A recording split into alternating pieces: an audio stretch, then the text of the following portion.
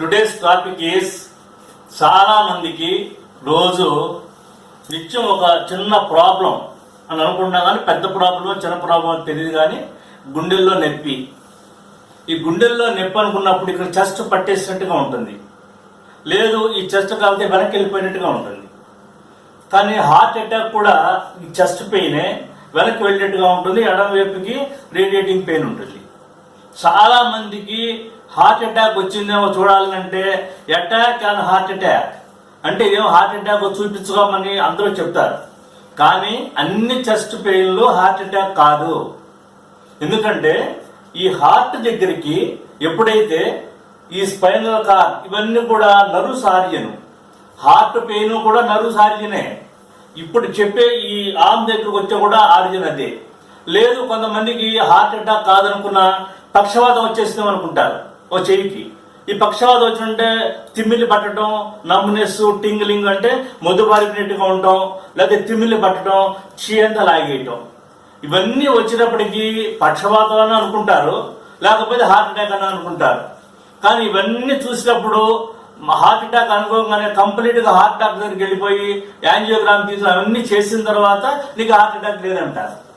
మరి రెండోది కూడా ఏంటంటే గ్యాస్ట్రిక్ ప్రాబ్లం ఉండొచ్చు, అది కూడా ఉన్నప్పుడు కూడా ఇలాగే కనపడుతుంది.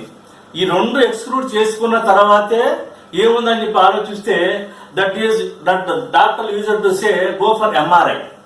ఎంఆర్ఐ కనుక తీసుకుంటే మెడకి అక్కడ తేలుతుంది ఏమిటయ్యానంటే దాంట్లో సర్వైకల్ స్పాండిలోసిస్.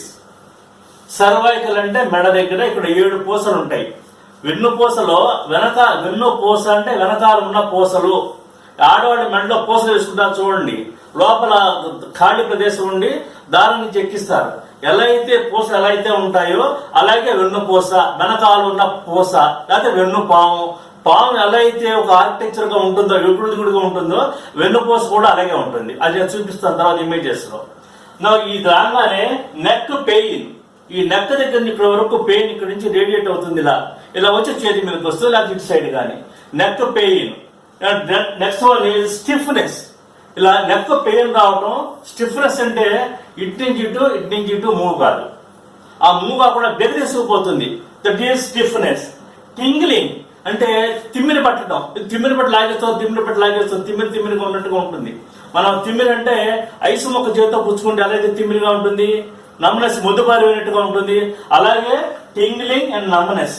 రేడియేటింగ్ పెయిన్ అంటే రేడియేషన్ అంటే ఒక చోట స్టార్ట్ అయ్యి ఇంకో చోటకి వెళ్ళడానికి రేడియేటింగ్ పెయిన్ అంటాం. అది ఇక్కడ నుంచి మొదలుకొని ఇక్కడ వరకు రావచ్చు, ఇటు చెస్ట్ లోకి రావచ్చు, ఇటు స్క్లాప్రాల్ రీజన్ కూడా వెళ్ళిపోవచ్చు వరకు కూడా. That is radiating pain to hand, arms, back and chest.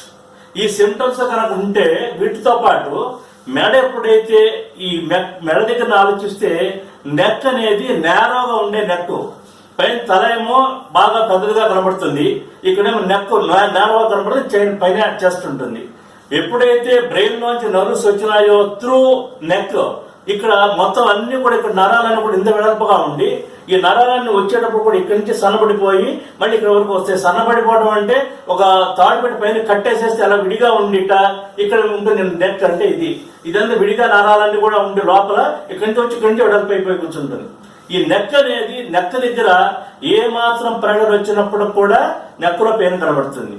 వీటన్నిటికీ కారణం దీంట్లో ఇవి మన పాస్చరల్ డిఫెక్ట్ అంటాం. పాస్చరల్ డిఫెక్ట్ అంటే మనం నెక్ను వాడుకునే విధానం కరెక్ట్ గా లేదు. అంటే వాట్ ఇట్ మీన్స్, మనం పడుకున్నప్పుడు ఇట్లా పడుకుంటాం, ఇట్లా పడుకుని ఒక సెల్ ఫోన్ పెట్టుకుని కొడుతూ కూర్చుంటాం, తమ్ము పెట్టుకుని. ఈ తమ్ము పెట్టి ఎప్పుడైతే కొడుతూ కూర్చున్నామో ఈ చెయ్యంతా లాగేసినట్టుగా ఉంటుంది, ఈ మెడ అంతా లాగేస్తుంది, ఈ మెడ వెనకాల పూసంతా లాగేస్తూనే ఉంటుంది. మొత్తం ప్రెషర్ ఎఫెక్ట్ అంది spinal cord of the cervical spine. రెండోది ఇట్లా పెట్టుకున్నప్పుడు ఈ నెక్ దగ్గర పెట్టుకునే ఈ దిండు ఉంటుంది చూసారా, ఈ దిండు కూడా బాగా హైట్ లో పెట్టుకుంటారు. మీకంటే స్క్రీన్ కనపడాలి, ఇలా పెట్టుకుంటే స్క్రీన్ కనపడదు బెడ్ మీద ఫ్లోర్ మీద పడుకుంటే. కానీ ఇలా పెట్టుకున్నప్పుడు ఇక్కడ కంప్రెషన్ వచ్చేస్తుంది. ఈ కంప్రెషన్ వచ్చినప్పుడు ఇక్కడ దీంట్లో ఈ కంప్రెషన్ అంటే నర్వ్స్ కంప్రెషన్ అయితేనే వస్తుంది. నర్వ్స్ తో పాటు బ్లడ్ వెసల్స్ కూడా ఉంటాయి. ఆ బ్లడ్ వెసల్స్ కూడా ఉన్నప్పుడు నరానికి సంబంధించినప్పుడు బ్లడ్ సప్లై కనుక లేకపోతే ఇవన్నీ కూడా డెవలప్ అవుతాయి. Blood circulation will be decrease, not stopped. Stop అంటే ఎండిపోతుంది, డిక్రీజ్ అంటే నిదానంగా అవుట్ ఫ్లో కొద్దిగా తిమ్మిటవని పడుతూ ఉంటుంది. బ్లడ్ సప్లై కావాలి. Compression on the nerves as well as blood vessels ఇక్కడ జరుగుతుంది. రెండోది, ఈ ఎక్కువ కాలేజెస్ కానీ బయట అవుట్ గోయింగ్ పర్సన్స్ ఎవరైతే ఉన్నారో they use to wear one bag on one side వేసుకుంటే పెట్టుకుని నడుస్తూ ఉంటారు. ఇలా పెట్టుకుని ఇది హోల్డ్ చేయాలి. ఇది హోల్డ్ చేసినట్టు ఉంటుంది. ఇక్కడేమో టిల్టింగ్ ఆఫ్ హెడ్ ఇటువైపు టిల్ట్ అవుతూ ఉంటుంది. ఈ టిల్టింగ్ ఆఫ్ హెడ్ ఎప్పుడైతే వచ్చింది ఇక్కడ వరకు ఇక్కడ నుంచి ఏమో గ్యాప్ పెరుగుతుంది స్పైనల్ కార్డ్ మధ్యలో, ఇక్కడ మటు కంప్రెస్ అయిపోతుంది. ఎప్పుడైతే కంప్రెస్ అయిపోయినాయో ఇదంతా కూడా చేతిగా లాగేస్తుంది. మోస్ట్లీ లెఫ్ట్ సైడ్ రావడానికి కారణం ఏంటంటే మన రైట్ హ్యాండ్ మూవ్మెంట్స్ అన్ని కూడా మనం ప్రతిదీ చేతితో రాయటం కూడా ఇట్లా పెట్టుకు రాస్తాం. పని చేసినప్పుడు ఇట్టగా చేస్తాం. ఏ పని చేసినప్పుడు చేస్తూ holding of some article through ఇది అన్నిటి కూడా రైట్ సైడ్ పెట్టుకుంటాం. రైట్ సైడ్ కి ఎప్పుడైతే పెట్టుకున్నామో లెఫ్ట్ సైడ్ కి ప్రాబ్లం డెవలప్ అవుతుంది. ఇట్లా పెట్టేస్తుంది అంటే కంప్రెస్ అయిపోతుంది. అక్కడ ఏం కంప్రెస్ అవుతుంది? ఇక్కడ నుంచి ఇది పైన వర్టబ్రా ఉందనుకోండి, పూస ఈ మధ్యలో వర్టబ్రా ఉంటుంది, ఇలా మధ్యలో డిస్క్ ఉంటుంది. ఇలా ఈ మధ్యలో ఉన్నది డిస్క్, స్పాంజ్ బోన్ అంటాం దాన్ని. ఈ స్పాంజ్ బోన్ లో నుంచే మీకు ఇటు నరాలు వస్తాయి. ఇక్కడ నుంచి here I will see this picture. ఇవి చూడండి. ఇక్కడ ఈ నర్వ్స్ చెప్తాను. ఇక్కడ నుంచి స్టెర్నమ్ ఇది మాస్టాయిడ్ బోన్ ఎక్కడ చెవు దగ్గర. ఈ చెవు దగ్గర నుంచి మాస్టాయిడ్ మజిల్ అంటారు దీన్ని. ఈ మజిల్స్ అన్ని కూడా స్పైనల్ కార్డ్ ను గార్డింగ్ చేస్తూ ఉంటుంది. ఇది మటుకు స్ట్రెంగ్త్ అవ్వాలి. ఈ మజిల్స్ అన్ని కూడా ఇక్కడేమో ఈ చీకు దగ్గర మెసడార్ మజిల్స్ ఉంటాయి. ఇక్కడ నుంచి మాస్టాయిడ్ బోన్ ఇది స్టెర్నో మాస్టాయిడ్ మజిల్స్ అంటే ఈ మజిల్స్ అన్ని కూడా వెనకాలకు వీపు వరకు వెళుతుంది. ఇది మజిల్ సంగతి ఎందుకు చెప్తున్నా అంటే నర్వ్ సంగతి కంటే కూడా muscle most important. Muscle most important అని కనుక అన్నామంటే మన వెహికల్ ఎన్ని టన్స్ ఆఫ్ వెహికల్ ఉన్నప్పుడు కూడా మనం టైర్లు లేకుండా వెహికల్ రన్ కాదు. టైర్లలో గాలి ఉండాలి.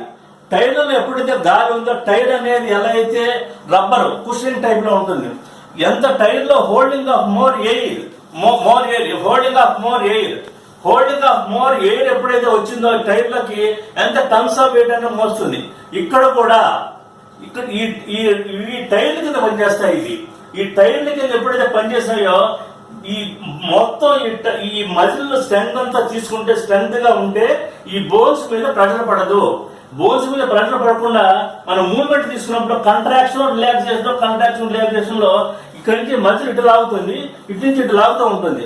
లాగినప్పుడు మెడ మీద ఎక్కువ ప్రెషర్ పడకుండా ఉంటుంది. సో దట్ ఈ మజిల్స్ మనకు స్ట్రెంగ్త్ కావాలి.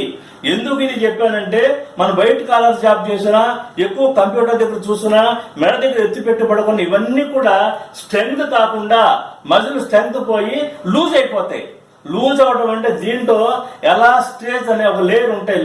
ఎలాస్టేజ్ అంటే సాగే గుణం ఉండేది. ఆ సాగే గుణాన్ని బాగా మనం ఇది వాడుకోకుండా ఉంటే వదిలి పెడతాం, ఎడల్పు చేయటం ముందుకు చేయటం వలన ఇవన్నీ కూడా స్ట్రెంగ్త్ అవుతాయి. ఇవి మనం వాడుకోకుండా ఇట్టాగే కూర్చుని ఉంటే ఇలాగే కూర్చుంటే మనం ఇవన్నీ కూడా కంప్రెస్ అయిపోయి ఈ మజిల్ స్ట్రెంగ్త్ పోయి వీక్ అయిపోతుంది. ఇవాళ 20 సంవత్సరాల వయసులో ఉండవలసిన వాడుకున్నది 40 ఏళ్ళు 50 ఏళ్ళకి ఎలా అయితే లూజ్నెస్ వచ్చేస్తుందో there is every possibility is there loss of strength at that neck muscles. This neck muscles most important. బాడీలో ఏ పార్ట్ కైనా రానివ్వండి మజిల్స్ గార్డింగ్ చేస్తే బోన్స్ హార్డ్ గా ఉండొచ్చు. ఇప్పుడు క్వశ్చనింగ్ అంటే ఇక్కడ పైన కొట్టేవేళ దెర్ ఇస్ నో సౌండ్. ఇది క్వశ్చనింగ్ అంటాం. స్పంజింగ్ ఇక్కడ పెట్టి కొట్టుకోనుకోండి సౌండ్ వస్తుంది. ఇలా ఈ సౌండ్ వస్తే వర్టబ్రాలు 2 పగిలిపోతాయి. అందులో మధ్యలో స్పాంజింగ్ పెట్టాడు. ఇది మీకు very near to your I ఏంటంటే మనం గోల్డ్ నట్టు బిగించాలంటే మధ్యలో వాషర్ ఉంటుంది. వాషర్ ఇది రబ్బర్. ఆ రెండింటికి మధ్యలో మంచి టైట్ ప్యాక్ రావాలంటే మనం ఆపోజిట్ డైరెక్షన్ లో మనం తిప్పితేనే అది టైట్ గా ఉంటుంది. అది ఎలా అయితే ఆ వాషర్ పనిచేస్తుందో మనం బోన్స్ కి హార్ట్ బోన్స్ కి మధ్యలో ఇది attachment. You see this picture. ఇక్కడ ఈ స్పైన్ లో మెడ ఇది.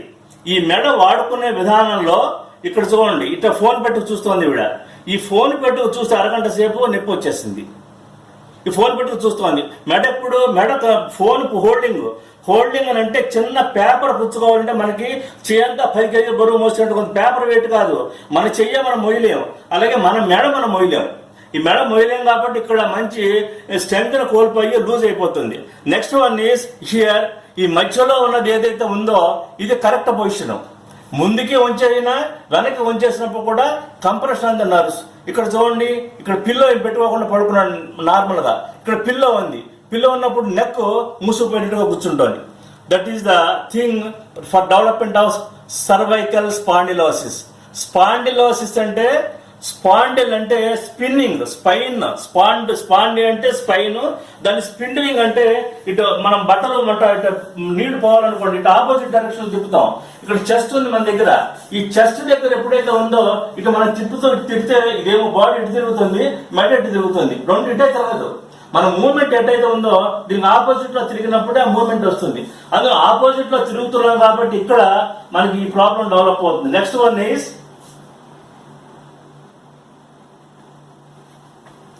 you see this picture. సో ఇక్కడ చెప్పింది నర్వ్స్ చెప్పాను ఇందాక. నర్వ్స్ కంప్రెషన్ అంటే here you see this is a normal spinal cord. ఇది వర్టెబ్రా, ఇది డిస్క్, ఇది డిస్క్ వర్టెబ్రా అట్లా ఒకదాని ఒకటి కూర్చుని ఉంటుంది.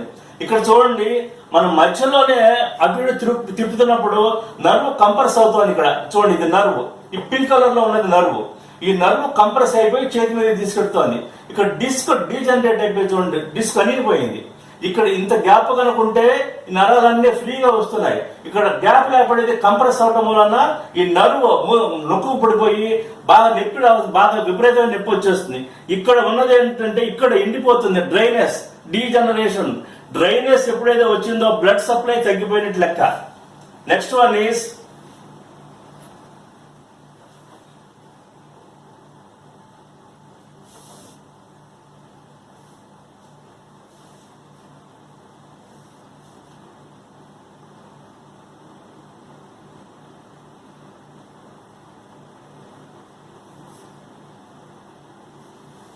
Here you see this. ఇది వాడు ఇక్కడ మెడట వంచేసాడు చూడండి. Development of more pain, forward bending. ఎంత ఫార్వర్డ్? సెల్ చూస్తున్నాడు. నేను సెల్ అంటే మీ అందరూ కోపం రావచ్చు ప్రతి వాళ్ళకి. ఈ సెల్ చేసే పని మనకి గిఫ్ట్లుగా ఈ spondylosis, lumbar spondylosis, cervical spondylosis ఇస్తుంది.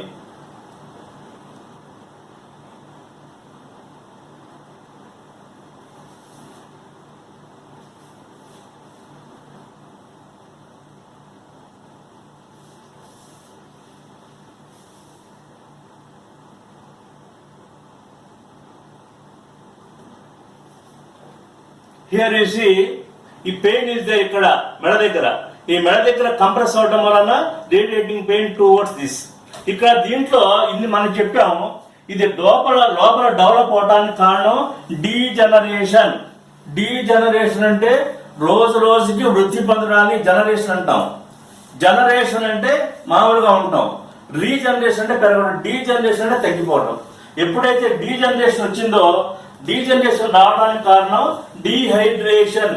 డీహైడ్రేషన్ అంటే ఒక చెట్టు ఉందనుకోండి, బెరడ్ ఎలా అయితే ఎండిపోయినట్టుగా ఉంటుందో చిన్న చిన్న మొక్కల కింద, there is every possibility is the development of dehydration, bone spur and the ligaments. You see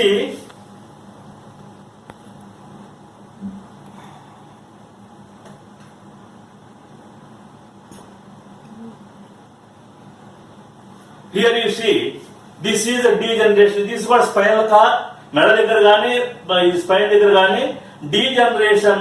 ఈ డీజనరేషన్ అంటే పైన ఏదైతే నున్నగా చక్కగా ఉందో అలా ఉండవలసింది ఇక్కడ క్రాక్ ఇచ్చింది చూడండి. ఈ క్రాక్ ఇచ్చిందంటే డీజనరేషన్.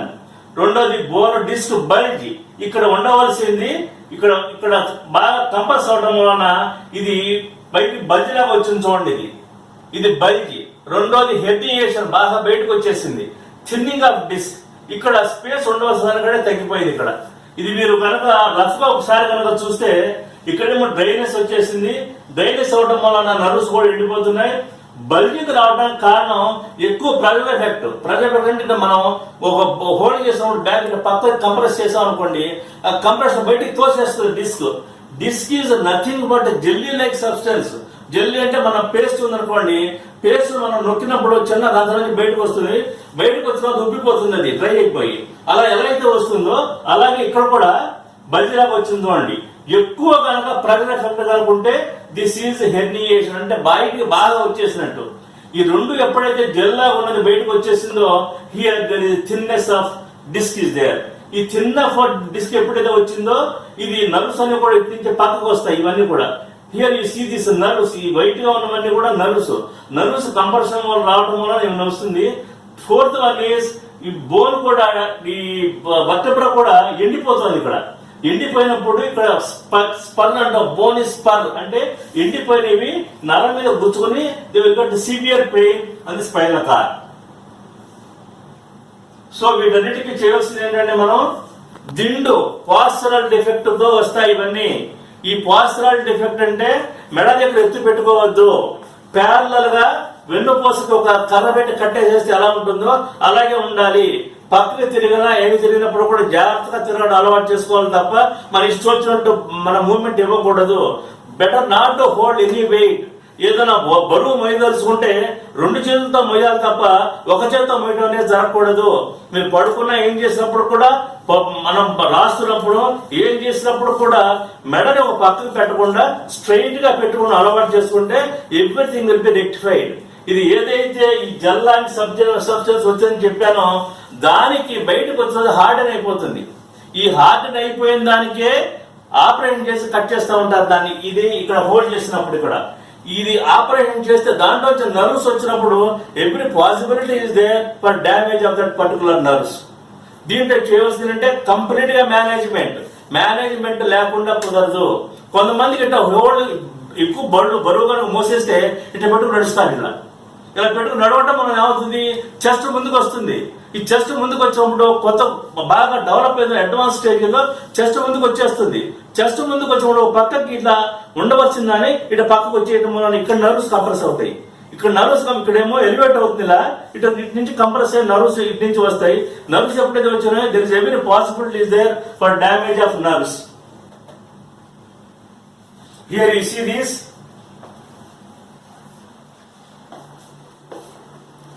Spinal cord. ఇక్కడ నుంచి పేరు వరకు తీసుకుంటే ఇలా ఏదైతే లోపల వరకు ఉందో ఇట్లా లోపల వరకు ఉండాలి. ఇలా ఇది వర్టెబ్రా, ఇది మన డిస్క్. ఈ డిస్క్ నుంచి ఎప్పుడైతే వచ్చి ఉంటే లోపల ఉండాలి చక్కగా స్ట్రైట్ గా. ఇక్కడ చూడండి బల్జింగ్ లాగా బయటకు వచ్చేసింది, ఇక్కడ లోపలికి వెళ్ళిపోయింది. ఇక్కడ ఇది స్పర్ అంటాం, బోన్ స్పర్. ఇది నరాలు గుచ్చుకుంటే అటువైపు సరౌండింగ్ అంతా ఉంటుంది. నరాలు గుచ్చుకుంటాం వల్ల there is every possibility is there to get more pain. దీంట్లో మోస్ట్ ఆఫ్ ది టైం ఇవి రావడానికి కారణం డాక్టర్లు కూడా ఉంటాయి. డాక్టర్లు కూడా ఎందుకు ఉంటాయంటే డెంటిస్ట్ ఉన్నారు అనుకోండి పెట్టుకు చూస్తే చేయాలి. ఓ పక్కకి మెడ పక్క పెట్ట కూర్చుంటారు. డాక్టర్లు కూడా వచ్చే జబ్బే, మనందరికి కూడా జబ్బు ఉంటుంది. కానీ ఇవి మేనేజ్మెంట్ చేసుకున్న తర్వాత అన్ని చక్కగా నిదానంగా గ్రాడ్యువల్ గా తగ్గిపోతాయి. కానీ తగ్గకపోతే then you try to start your treatment to matter this. ఏదైతే బయటకు వచ్చిందని చెప్పానో అది కనుక కరిగిపోతే మళ్ళీ వెళ్ళిపోతుంది. You need not go for surgery. In addition to that there is a spine is there. Here మనం ప్రతిసారి కూడా మనం రేడియేషన్ ఆఫ్ పెయిన్ చెప్తున్నాం. రేడియేషన్ ఆఫ్ పెయిన్ రావడానికి కారణం ఇక్కడ compression of the spinal cord here. And ఇవన్నీ కూడా నర్వ్స్, సర్వైకల్ నర్వ్స్ అన్ని కూడా ఇక్కడ వరకు వస్తాయి. ఇక్కడ మొత్తం 7 నర్వ్స్. ఏ నరం నొక్కితే ఆ నరమే నొప్పి వస్తుంది. ఇక్కడ 7 నరాలు ఉంటాయి. 7 నరాల్లో ఏ నరం, ఇవన్నీ చీట్లాగా ఉన్నాయి చూడండి. ఇవన్నీ కూడా ఒక నరం నొక్కితేనేమో ఈ వేళ్ళలో నొప్పి ఉండొచ్చు, ఒక నరం నొక్కితే ఇక్కడ ఈ ఆర్మ్ వరకు ఉండొచ్చు, ఒకటేమో షోల్డర్ వరకు, ఇంకో నరం నొక్కితే ఇక్కడ ఈ ఎలుపు రావచ్చు, షోల్డర్ రావచ్చు, లేదా బ్యాక్ స్కాపులర్ దగ్గర రావచ్చు, లేదా ఫ్రంట్ సైడ్కి వెళ్ళచ్చు.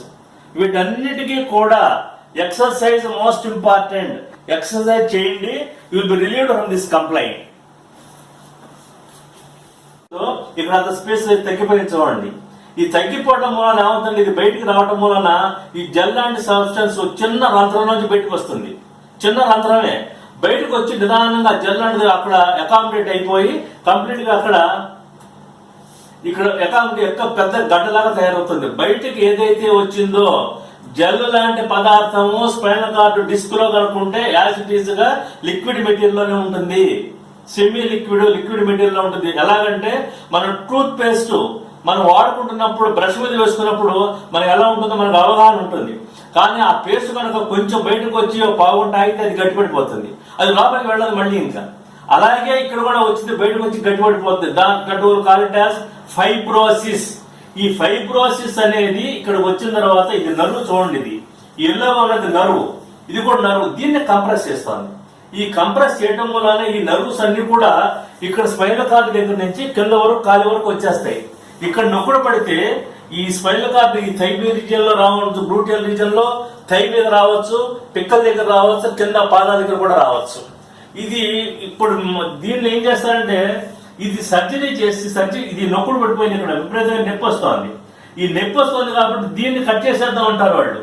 దీన్ని కట్ చేసడం వలన ఇది ఏదైతే స్పేస్ తగ్గిపోయి ఉందో ఇంత స్పేస్ ఉండాలి.